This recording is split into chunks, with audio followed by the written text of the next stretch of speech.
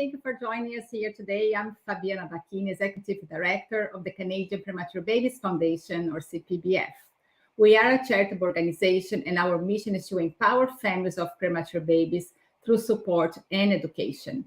This Pre-Chat series is one of the many initiatives we have to bring information for NICU families and healthcare professionals. Here every Friday, we talk with experts, researchers, and parents who share with us the experience and knowledge. Also on our website, canadianpreemies.org, parents will find all kinds of resources and support. And today we're going to talk about how to support parents following baby loss from a multiple pregnancy.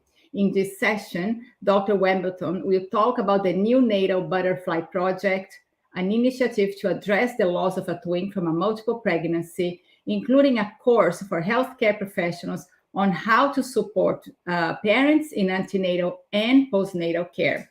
And I have here join me live from England, Dr. Nick Embleton, who is a consultant neonatal pediatrician and professor of neonatal medicine in Newcastle upon Tyne in UK. And he leads a broad portfolio of research coordinated by the Newcastle Neonatal Nutrition and NEC research team.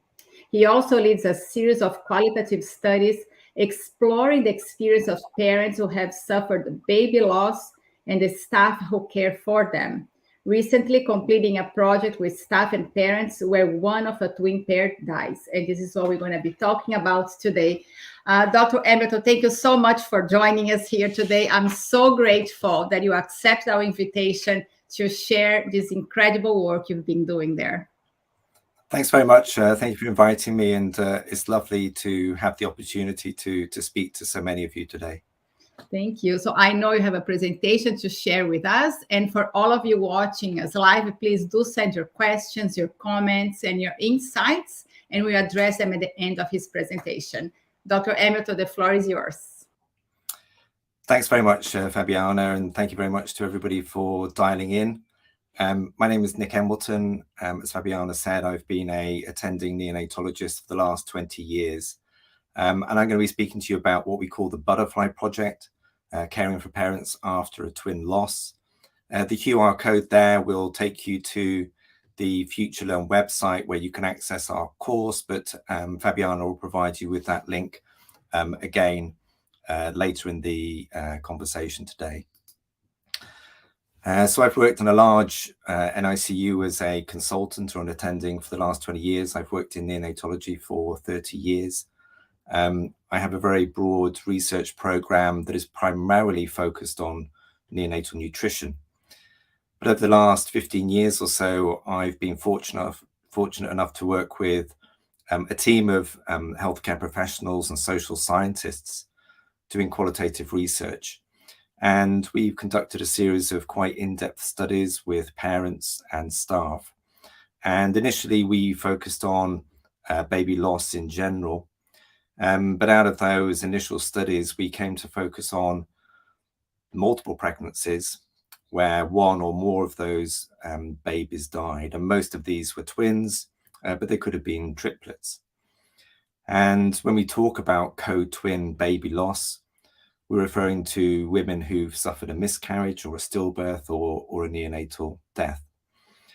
And this research work led us on to a film project where we spoke to a number of parents and who were affected by this issue. And we've called this the Butterfly Project. And just there on the side, you can see a map of the UK. You can see Newcastle upon Tyne up there in the northeast coast. And we're a beautiful city, and you're very welcome if you come and visit us sometime. So I think all of us would acknowledge that we're fascinated by twins.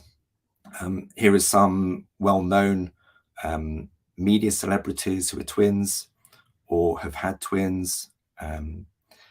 And all of us have watched TV programs and discussed and talked about the connection that twins may feel with each other. On the left here, you'll see triplets, and they were part of a documentary film called Identical Strangers. And very tragically, these triplets were separated at birth. and they grew up in 3 independent families. And it was only very later in life, I think at the age of maybe 17 or 18, that a connection was made between 2 of these boys. I can't quite remember how the connection was made, but it's a fascinating documentary, and you can see how similar they look to each other. Tragically, one of these triplets committed suicide after a few years. Again, I don't quite know how old, but I think the stress and heartbreak of knowing that he had grown up independent of his brothers was overwhelming. And on the right there, you can see from a US show, twins who I believe were both born, who were born in China and were then adopted by 2 completely separate families in the US, meeting for the first time when they were probably 7 or 8 years of age. And I don't think any of us can fail to be touched by the emotion of those types of story. And twins and multiple pregnancies are seen as special and different. And all of us are fascinated and moved by the stories that we hear. And twins, although maybe only 1 in 80 pregnancies end up with a twin pregnancy, twins are everywhere, and the twin identity is very strong. And if you walk out on the streets today, you'll pass people who probably are twins, but there's nothing about them that means they look any different, or you could be aware of that. But in all the masses of people we meet, sadly, there will be twins whose co-twin died. And again, we've no idea who that might be or who might have been affected by that situation. And indeed, there are lots of well-known celebrities who had a twin who died as a baby. And here I'm showing you Elvis Presley, Liberace, Andy Garcia, and Jamiroquai. I don't know very much about their stories, but if you read their websites or Wikipedia, they do acknowledge that they had a twin brother or sister who died at birth. And we can only wonder how that may have impacted on them throughout their lives and career. And very sadly, just 5 days ago, we were told by Cristiano Ronaldo, probably the most famous soccer player in the world. He has more followers on Instagram than anybody else, I believe. Sadly, him and his partner, Georgina, told everybody that they had a twin pregnancy with a boy and a girl. I don't know how many weeks gestation, but this would have been close to term. Who told the world that their baby boy had passed away during the process of labor. And none of us know any more detail. And of course, it's not our right to ask any more details. But this has really created a lot of discussion, certainly on the social media that I'm part of. And one can only begin to imagine how difficult it must be to cope with that sadness in the spotlight of media celebrity. So I think this shows you that everybody potentially may be affected by this, but it's very difficult to know when you see babies or children or even adults, whether they are a twin or whether they may have been a brother or sister to a twin who died early in life. And losing a baby from multiple pregnancy can happen at lots of different stages. This may occur as a very early miscarriage. It may occur in pregnancies following what you call assisted reproductive techniques or IVF. It may happen in the second trimester as an in utero death, for example, due to twin-twin transfusion syndrome, or it may occur as part of a medical procedure to terminate the pregnancy because that baby had a congenital anomaly. It may occur as a completely unexpected stillbirth. Most of the parents that we've spoken to had premature baby twins, where one of them died on the NICU and the other baby survived. And this may happen in a pregnancy affected where one twin is affected by a condition which is likely to result in a very short life. So, for example, anencephaly. So parents may become aware of this issue at 18 or 20 weeks pregnancy and then carry both babies to term, knowing that one of them is only going to survive a couple of days. But equally, it could happen at term completely out of the blue due to a placental abruption or cord entanglement or even some obstructive delivery. And the questions that we asked is, how do these parents cope in these tragic situations? And how do our behaviors as health professionals either help this process or hinder some of the healing? And how can we best make a difference in our professional practices as healthcare professionals? If you look at qualitative literature around end of life and bereavement, a lot of it is focused on the practical aspects, how to work good practice, the importance of communication and counseling. And sometimes we discuss the ethics and the morals of different situations. But really, our research focused on those aspects on the right-hand side of the screen about identities, the identity of the baby, but also our identities. How does being a neonatologist or a nurse or a midwife affect who we think we are as individuals, and what are parents' identities like when they have a twin pregnancies? It's made me think a lot about the words that we use, our body language, location of care. Made us think, what must it feel like to be a parent in this situation? What happens to the co-twin survivor as he or she gets older? When do they start asking questions about what happened to their brothers or sisters? It's made me think about whether healthcare staff could be friends with parents. Is it okay for us to treat parents like friends? Is it okay for us to be friends on Facebook or social media? What does it feel like to be a nurse when you're caring for a baby who dies?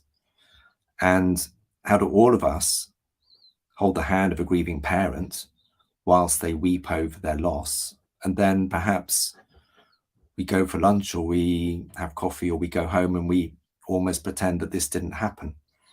And so the impact of these situations on us as healthcare professionals, I think, is also really important and probably hasn't been explored a lot in the studies. So as I say, there are lots of different aspects, and I became very interested in professional identity. What does it mean to be a doctor or a nurse?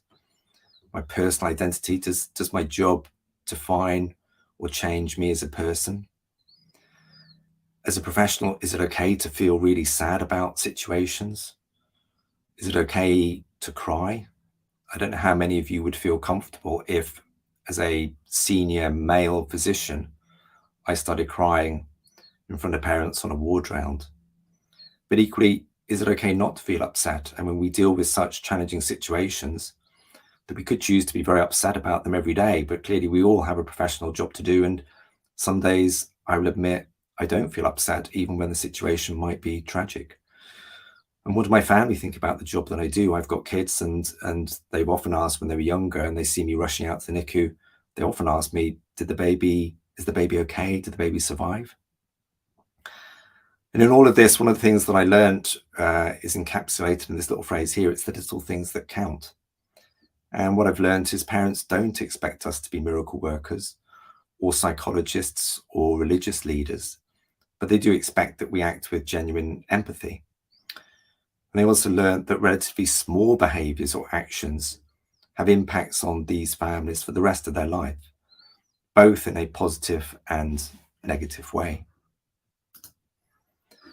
And if we think about for the parents, and you've lost a twin, but you're still carrying the other sibling, what must it feel like when you go back to the antenatal clinic after you've suffered an in utero death of one of the twins? What must it feel like if you're a mother on a postnatal ward where one of your twins has died and you're surrounded by parents with healthy twins?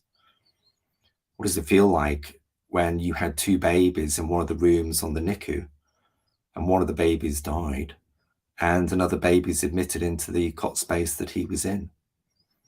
How do they cope with the grief, but at the same time try and be positive for the surviving twin? And when they go home and they walk down the street and they see other twins in a pushchair, what do they think?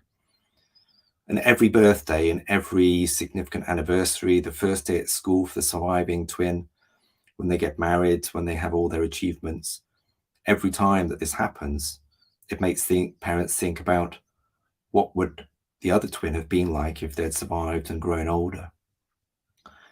And I think all of us can learn better behaviors and actions, knowing that the way that we do this affects families for the rest of their lives. And here's a quote: we don't seem to be very good at dealing with both grief and joy. We're great at dealing with the grief if there is just one baby that has died, and we're great at being delighted and happy when it all goes fine.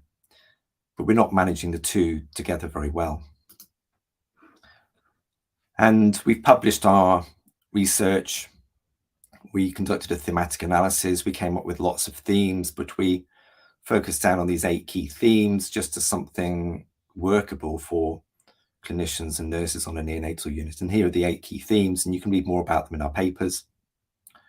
The first was identity, the importance of recognizing twin status, and particularly naming and recognizing and talking about the baby who died by name, acknowledging the bereavement, providing emotional support, providing appropriate information, the importance of continuity, both in terms of staffing and who looks after the surviving baby, but also information, the huge importance of memory making, both physical memory making with names and photos and these things, but also help with emotional memory making, the logistic issues of having not only empty cots on the unit and where you place the surviving baby or whether they move rooms, and then also preparing parents for going home.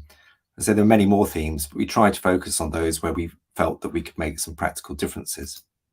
And here's a quote from Mum: "The nurses would ask, 'How was your pregnancy with him?'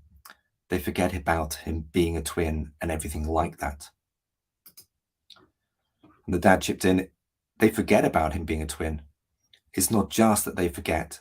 A lot of them didn't even know." And when we had finished our research, we organized some workshops for parents who came along. And it was in one of these workshops that a parent said to me, "A little blue butterfly, just put a butterfly on the cot, and then they know he's a twin, and then it solves the problem."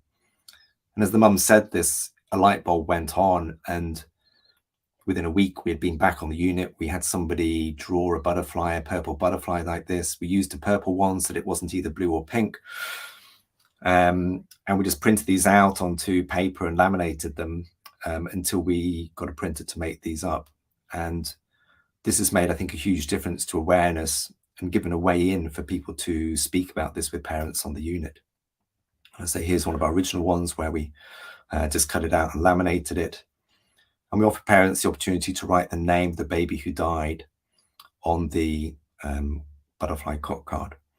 And that process of writing the name feels symbolically very important. It tells parents that this matters to us as healthcare professionals to get it right. It reminds us of the baby's name. I will admit, I've sometimes forgotten the name of the baby who died, and this has been very helpful. And I've even got the 2 names mixed up. And I've got the name of the baby who died and used it for the baby who survived. So this has really sort of heightened awareness of the importance of this issue. And also you'll note that when I took this photo, there was actually another twin here who also had a purple butterfly. And of course, when you do this with parents' permission, of course, it means that other parents on the unit can identify and potentially connect with other families. So acknowledging the bereavement is very important. Here's a mother speaking. "One of the doctors at the time really quite upset me. And she often said to me, 'At least you've still got one.' That was one of the worst things that anyone could possibly say." And here on the right, another quote: "Before you tell a grieving parent to be grateful for the children they have, think about which one of yours you could live without." And when you see those things written down, all of us immediately appreciate how cruel using that phrase, "at least you've still got one," can feel.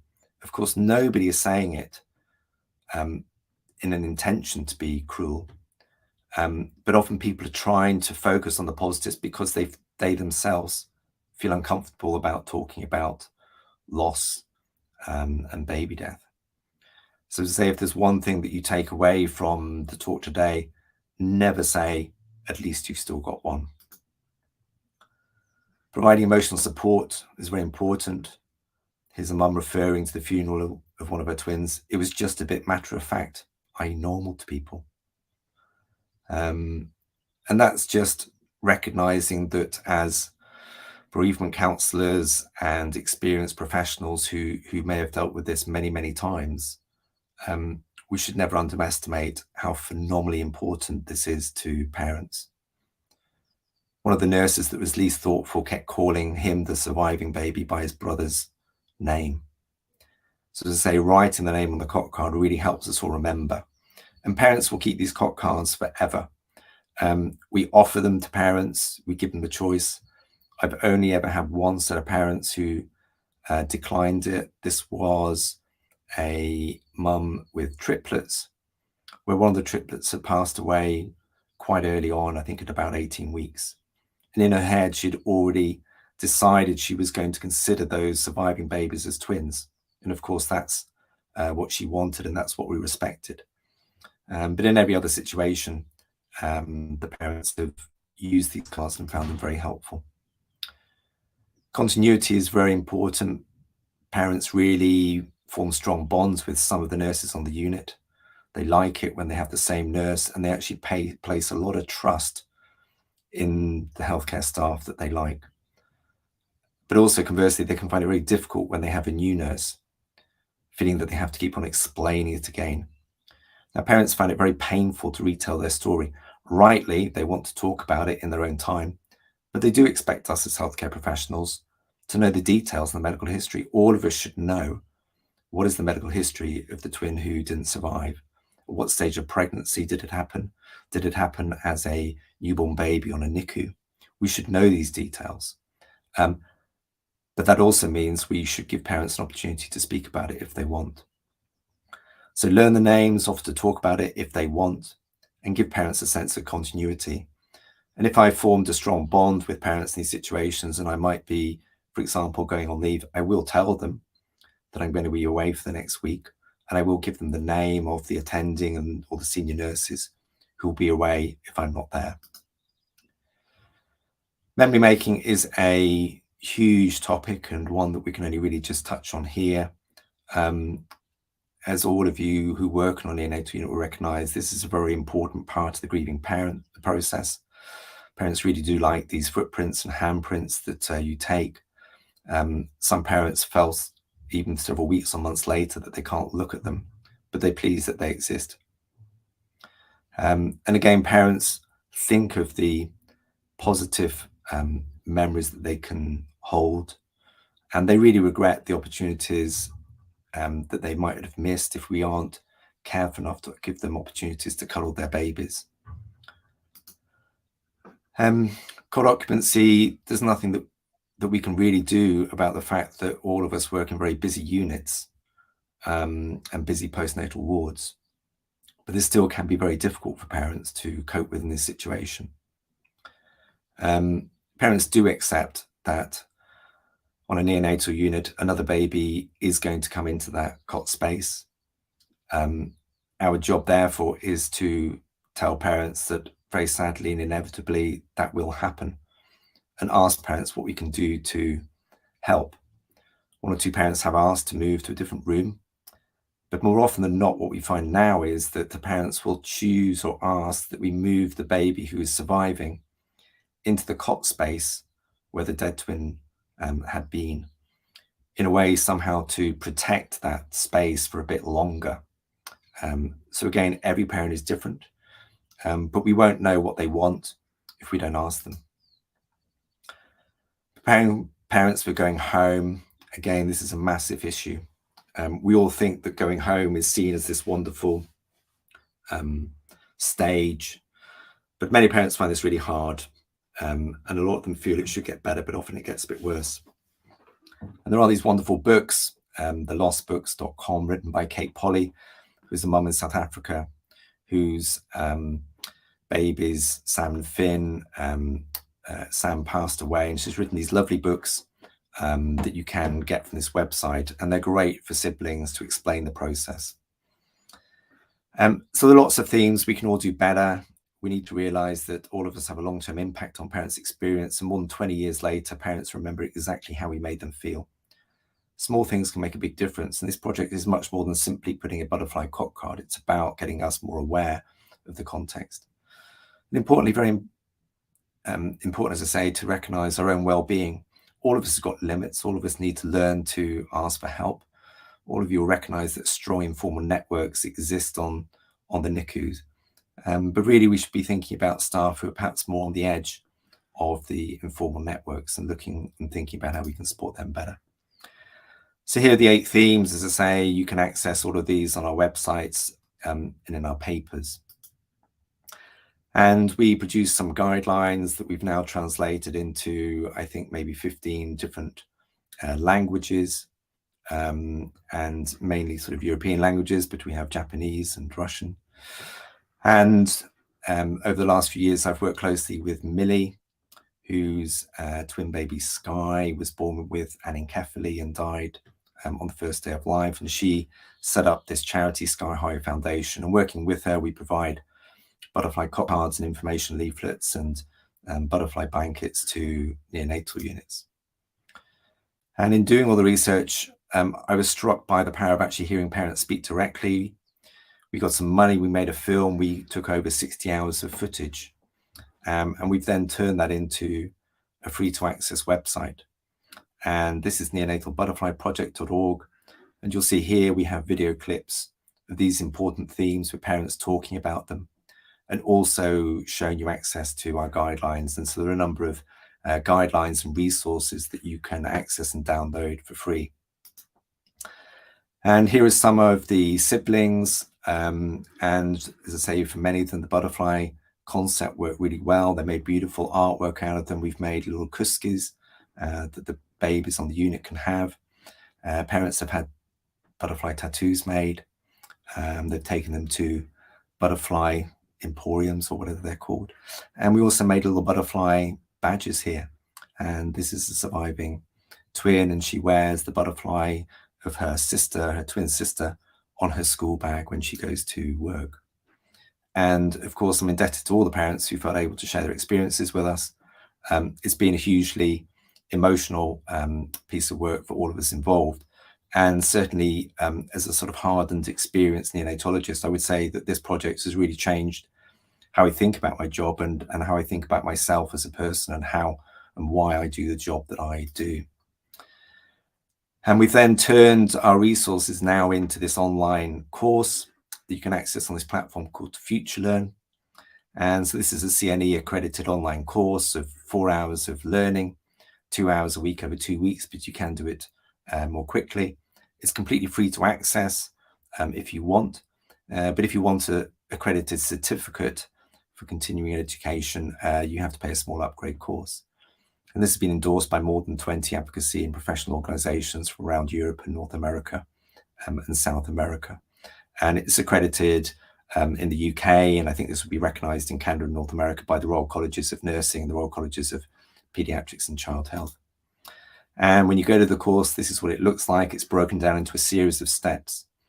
And these steps might be audios, or they might be short articles to read, but also conversations. We've got some great conversations going on with different learners from very many different locations, discussing their own approaches and views on some of these very difficult topics. So each of these steps might take 10 or 15 minutes to read or listen to, and there's an opportunity, as I say, to interact with others from around the world. And we take all the way through and finish up by talking about the long-term nature of twin loss.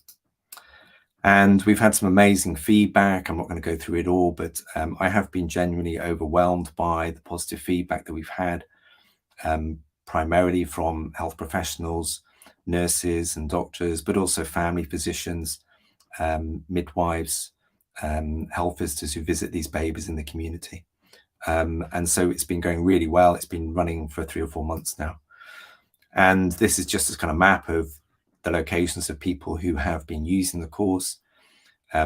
Maybe not surprisingly that a lot of people are coming from the UK, but we've really kind of spread this around the world. We have more than 85 countries now represented. Obviously, primarily English speaking. We couldn't afford or manage to translate this into other languages.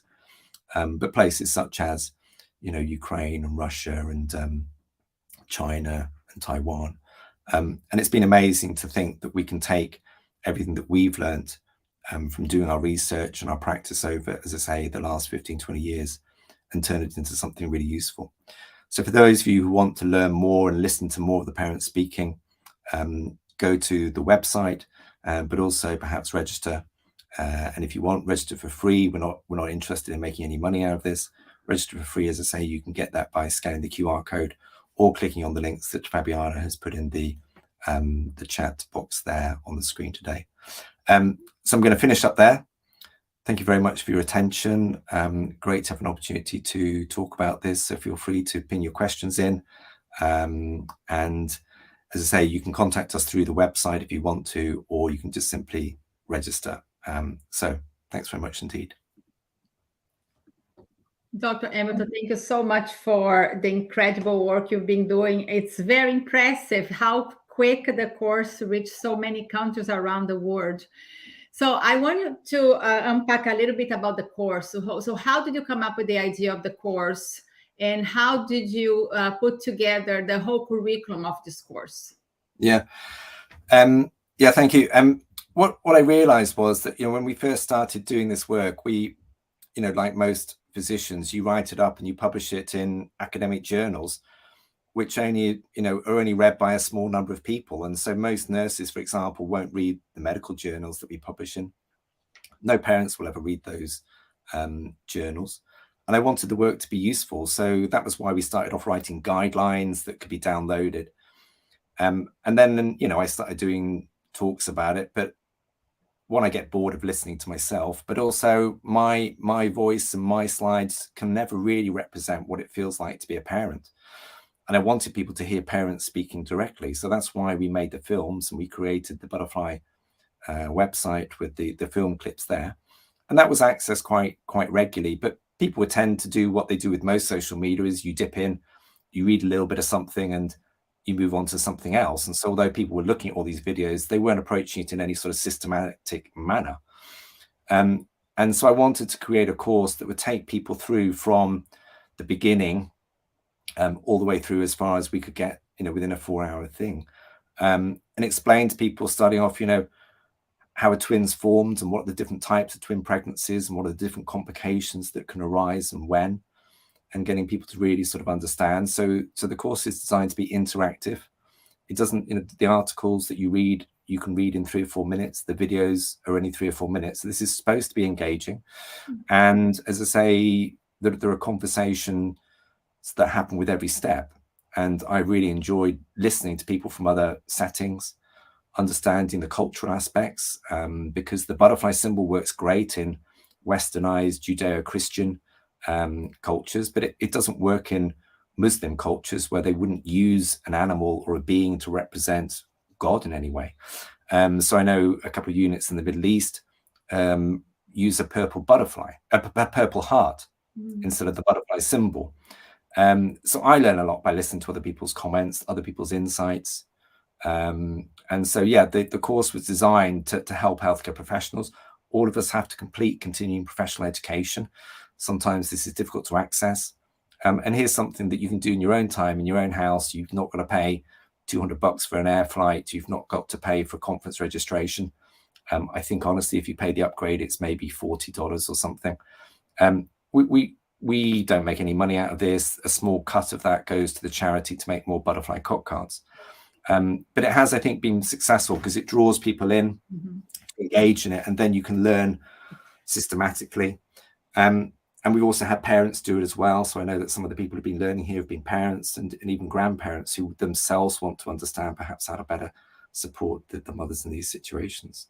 Absolutely, because from what I've gathered these last few years doing this work, there is a lack of training for healthcare professionals on how to deal with parents in such a situation. But I want to talk to you about that as well, because I know it also impacts the healthcare professionals, the nurses. When I was in the ICU with my son and there was a baby loss, I actually saw nurses crying, they get upset. In a few occasions, they were transferred to the level 2 units to leave that space for the rest of the day. So is the course supporting the nurses from that point of view, or any other healthcare professional in the ICU or antenatal dealing with the loss? I hope so. I mean, we haven't really sort of focused specifically on the types of support that professionals can get or should access. But I suppose you feel this emotion and stress so strongly because it makes you feel uncomfortable, because it upsets you as a professional, because you may not find it easy to talk about or think about it. Maybe you've had your own experiences. Maybe, you know, undoubtedly, many of the nurses I work with themselves will have had a miscarriage. And some of them I know have had stillbirths and neonatal deaths.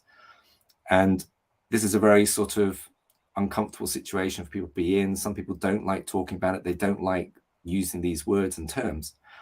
But I think what this course does is explain to you how parents feel and the sorts of actions and behaviors we can do to better support them. And then in turn, we feel more rewarded about it. And one of the sort of overriding things for me to communicate is that you don't need to be a psychologist or a counselor to provide support to parents. You know, you're a parent yourself. You do not expect me to be a miracle worker to turn the clock back to do something that's impossible. You don't expect me to be a psychologist. And I'm a neonatologist. I'm there to tube babies and make them better. But what you do expect is that I would recognize how important this issue is for you. You would hope that I recognize the emotion in this and that I feel some of this emotion that you guys feel. I don't think I've ever cried in front of a parent, if I'm honest. I will admit that I've been in some pretty nasty situations and I've taken myself outside for some fresh air and wiped a small tear. So I'm not immune to it.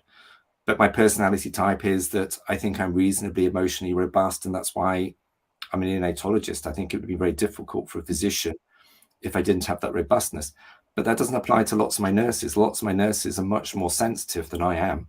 Thank God people are more sensitive than me, because, you know, I probably need to learn better about some of these things. And it's very common for my nurses to cry when a baby dies, either sitting with the parent or afterwards. And that feels normal to me. I think I'd be freaked out if nobody ever cried on a neonatal unit. That would feel quite dangerous. So all of us do our own things. But as a, particularly I think as a male consultant, this isn't an area where they expect, you know, many male men to be interested in this area. I mean, I've become fascinated with how we interact with parents. I've been fascinated by how we behave, you know, what's my body language like, and the words that I use to use. So when you were present and the physicians were doing ward rounds, I'm sure there were certain words that they used that you didn't like or made you feel uncomfortable or felt like they didn't care. And you would have had physicians who would have stood there in front of you and just said, do you know what, it's bad luck, or don't worry about it, or like, you know, there are lots of physicians who don't really understand that, you know, 90% of communication is in how you say the words and your behaviors, and not just telling people the truth. So yeah, it's much easier to convince people who already think about these things to do the course. The challenge really is to draw in those physicians and nurses on the unit who don't get it. And I can tell you there's a lot who don't get it, and a lot don't even get it on my unit, even though I bang on about this stuff the whole time. And maybe I wouldn't have got it. Honestly, when I started off as a junior resident fellow 30 years ago, I didn't think I got it. I think I always cared, you know, and I could always see that it meant something to parents, but I didn't think I understood these things. It's as they became, I guess, more senior, and you have an opportunity to kind of stand back and look a bit more what it means to everybody, you start to recognize these issues. But yeah, I think we haven't talked enough about what is appropriate for staff behaviors. And when we don't understand that, it's not surprising that so many staff in these settings experience burnout and say, I just can't do this anymore. You only need one very stressful incident in your career to say, do you know what, that's it, I'm off. So although we don't address it directly, I think by persuading people that you don't need a degree in psychology or counseling or any of these things, you just need to be human. And people say to me, juniors, fellows say to me, I don't know what to say to parents. Like, you know, and I know that they avoid parents because they don't want to talk about these things. And they say, what should I say? And I said, well, look, just imagine that this is your best friend and their babies die. What would you say to them? And they said, well, I probably would say, oh my God, I'm really sorry. I don't know what to say. And I said, well, look, you can't just say that. It is okay to say to parents, I'm really sorry about this. I don't know what to say. What can I do to help? That's what parents want to hear. They want to hear that we care. They don't expect that we're going to fix the problem, but they do expect that we should be normal human beings. And I think sometimes in very technical medicine like neonatology, we can lose track of the importance of that. Absolutely. I agree with you 100%. And talk about communications. You mentioned a few sentences that you should never tell a parent. And those sentences often also comes from friends and extended family or the grandparents, because they also so hurt, they don't know what to say. So do we teach the friends and the extended family when they come to the unit what to say? There's a lot of, because parents, especially moms, carry a lot of guilt. Yeah, of course. I don't think we do. I mean, on our unit, we don't specifically do that. On the websites, I have put up a PDF that you can download, which I think is called Tips for Friends and Family, which addresses the issues. I mean, grandparents find this hugely challenging because they wanted a grandchild and they feel guilt and sadness for the mother, and they're trying to make the mother feel better and saying, look, you still got one. So a lot of these statements come from friends and family as well as healthcare staff. And, throughout the rest of your life, you're going to meet people who just have never thought about these things. So as much as you educate your friends, you will always meet new people who say these things. And I know the mothers I'm in contact with 20 years later, they still get said these things, but they've learned that it's going to happen and they've learned how to deal with it. So we have produced like a fact sheet to download for parents, for family and friends. What I've been thinking of is making like a little business card with a link to the website. And we could say to parents, look, this is really difficult, and we know that lots of family and friends are going to struggle with doing this. Do you want to give this to your friends? And then they can read a bit about it and see. We haven't actually done that yet. But I think, we should provide links to resources for families and friends, because they're the people that they have an enduring contact with over time. Whereas, we're gone once the babies leave the neonatal unit. Right. No, that is a great idea, because it is, as you say, it goes for many years. And I want to talk about the many years. You mentioned, all the twins who lost a twin, the famous people that I actually didn't know, those famous people who had twins. And, I have a surviving twin myself. And how do we teach parents moving on how to deal with the questions from the surviving twin or the other sibling? Because I think that was something that we learned at the hospital when I was pregnant, and we knew one of our twins was not going to make. We had a whole conversation with the team how I was going to inform my older son about the loss of one of the twins. And I think there is a lack of information for families on how we can deal with the questions from siblings or the twin themselves when they get older. Yeah, I think a very important issue. Agree. We haven't specifically researched that. I therefore can't speak with any authority about it, other than I understand how difficult that might be. Even in the case of a singleton death on a NICU, parents struggle with knowing when they're going to tell the other children of the family that there was a baby who died, or that the baby they knew about has died. My experience generally is that kids cope with it much better than parents fear. Most kids can talk about these things in a way that we sort of don't imagine. They can process it, and they find their own ways of understanding. That book that we mentioned from Kate Polly is a great resource. I know parents have used that to read to the surviving sibling, or they've given it to older siblings to read and things like that. So that's a lovely book that everybody can access, and they do personalize the copies. So they have now changed the names from Sam and Finn, and you can actually put your own names in there. So that's a great way of starting the conversation. But yeah, I mean, parents do worry about these things. As I say, if the parents ask me directly, I try and reassure them that what I've been told from families of experiences that actually you find your own way of doing it, and you don't need to worry about your kids in the way that you might imagine. But I'm very keen now to do some filming. I don't think we'll go back and do the research and interview surviving siblings necessarily, but I would love to film surviving siblings with their parents and the rest of the family, and get them to talk about their brother or sister who died, because almost all the families I'm in contact with, the other siblings know the names of the babies who died. And I would love to get the kids themselves speaking about this. They probably need to be in their teen years before we could do it appropriately. But I think, again, that might reassure families that, most of the time, these kids adjust to it pretty well once you've been open about it. I do know a very sad situation, and it is in the Future Learn course. And the identity has been anonymized, but she's very happy for me to talk about it. This person is actually a health professional themselves.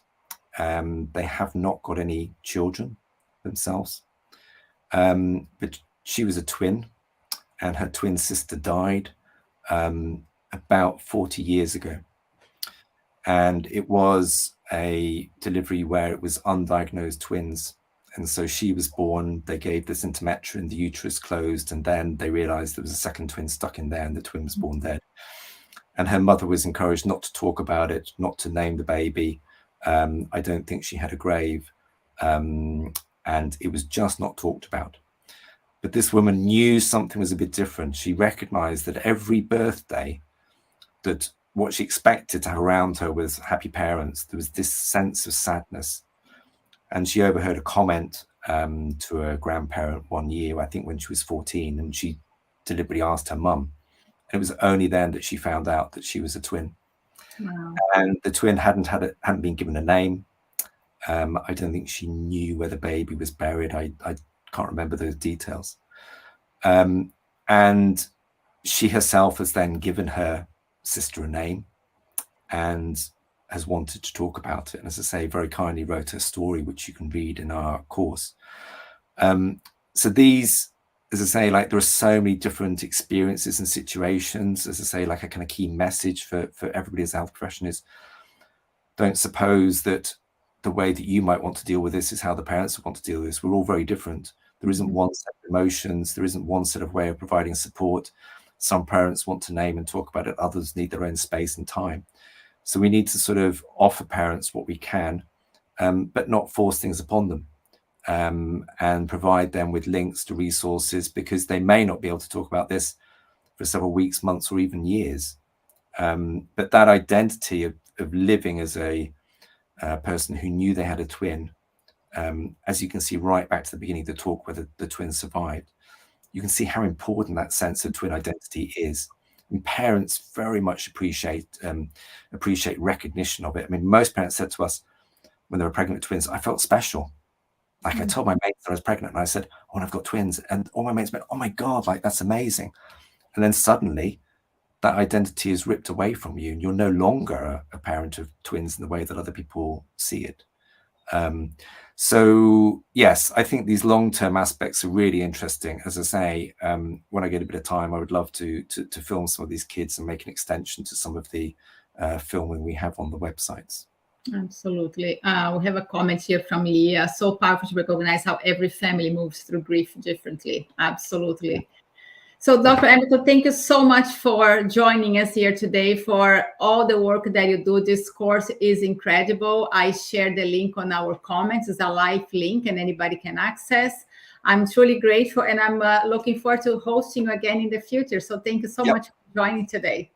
Thank you very much for inviting me, and thank you to everybody for listening in. And feel free to contact me if you want about any of these issues. Absolutely. Thank you. And to all of you watching us live on our Facebook, YouTube, or Twitter, thank you so much for joining this live chat today. And the video of today's session and all the other videos from our live series are available on the CPBF website, which is right here, thecanadianpremies.org. And we are a charitable organization, and we believe that through support and education, we can empower families, ensuring they are ready to care for their babies. Visit our website, consider making a donation. Together, we can create a brighter future for all our families. And I want to thank our sponsor, AstraZeneca, for their ongoing support to our education sessions. And I see you again next Friday, 1 p.m. Eastern Time. Stay well.